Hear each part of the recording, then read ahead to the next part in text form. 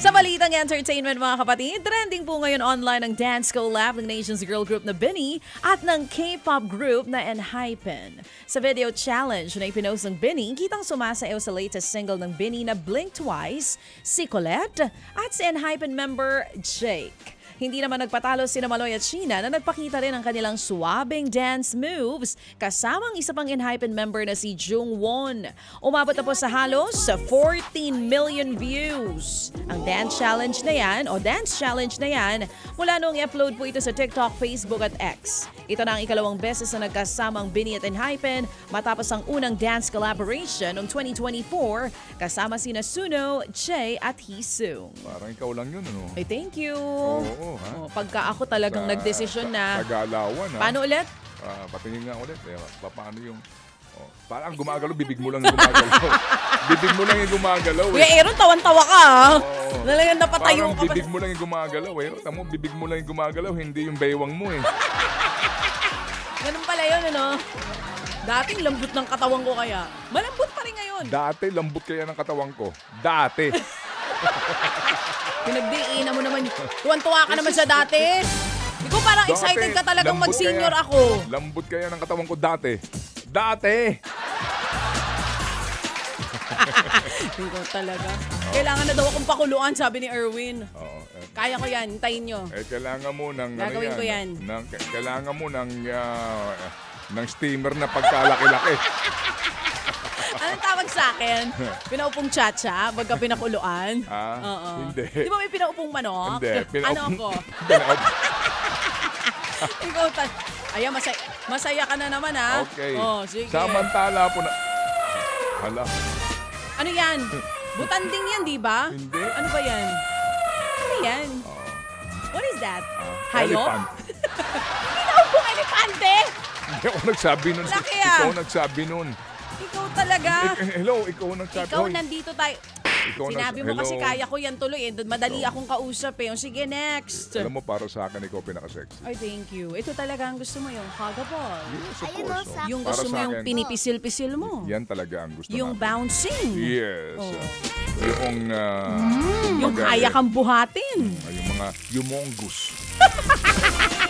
Nakakaloka yung humongous. Ayos na ang buto-buto. Voluptuous. Ibinasura po ng Pasay City RTC ang lahat na nakabimbing kaso laban sa aktres na si Neri Naig Miranda. Sa motsyon ng hukuman, wala raw pong nakitang probable cause para nga kasuhan ng syndicated estafa ang naturang aktres.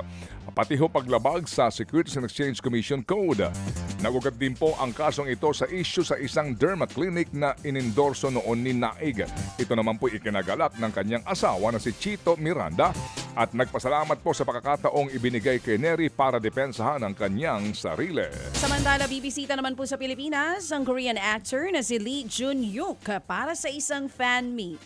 Ito ang unang beses na pupunta sa bansa si Jun-hyuk. Bukod nga sa Pilipinas, idadaos din ang fan meet sa Bangkok, Thailand, Tokyo, Taipei at maging sa Seoul, South Korea. Hindi pa i-anunsyo ang ibang iniaanunsyo ang ibang detalye tulad po ng venue at ng ticket selling. Kilala si Jun-hyuk sa kanyang mga roles sa K-drama series na Stranger, Vigilante, Designated Survivor 60 Days at 365 Repeat the Year a Dark Hole. Ang latest na serye niya ay ang Love Scout kung saan gumanap po siya bilang isang assistant.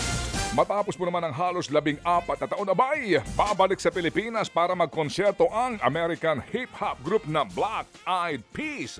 You know, here we go, baby boy, big boy. Here we go with Black Eyed Peas. Inanunsyo nga po ng concert promoter na Will Bros Live na kasado na ang one-night concert ng multi-Grammy Award-winning group. Gaganapin yan sa Mall of Asia Arena on August 27. Magsisimula po ang bentahan ng ticket sa March 15 at 12 p.m. Here we go. Bebot, Shiminete, bebot, ikaw ay Pilipino. Pwede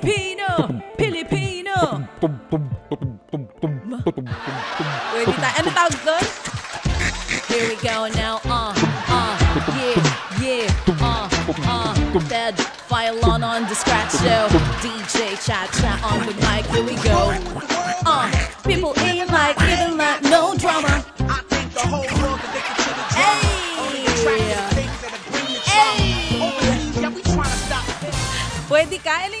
tawag doon sa mga DJ na nagpe-perform, di ba? Beatbox. Nagbi-beatbox bago yung performance mismo Yeah. ng Black Eyed Peas. Depende. Oh, wow. Hindi ka pwede, baby. Alam mo kung bakit? Ang galing mo sana. Kaya lang tulog ka na bago mo start yung concert. Ba't tanghali ginanap yung concert? Pwede. Pero ito, ipinatawag po ng South Korean police ang isang babaeng fan naman dahil sa reklamong, naku po, sexual harassment daw sa BTS member na si Jin. Naku po, eto na. Nagugat nga ang reklamo sa isang fan event ni Jin matapos ang kanyang military service. Sa nasabing free hug event, isang fan ang hindi lang yumakap kundi humalik pa daw sa leeg ni Jin. Hindi naman naitago ni Jin ang pagkailang sa ninja moves ng kanyang babaeng fan. Ayon sa Songpa Station sa Seoul, tukoy na ang nasabing Japanese fan. Nagalit siya ron? Hindi, Hindi niya gusto yun? Hindi kasi yung South Korean police ang nagpapatawag nga, oo nga. Naghahain kasi ng sexual harassment si BTS member Jin, yung guy mismo. Sabi, sabi nga po dito ng Songpa Station sa Seoul, tukoy na ang nasabing Japanese fan. Pinadalhan na rin siya ng imbitasyon ng mga otoridad para makapagpaliwanag. Wala pang pahayag ang management ng BTS kaugnay sa insidente. Para din talagang pag humayakap siya, parang may counting Anyway, sige siya yun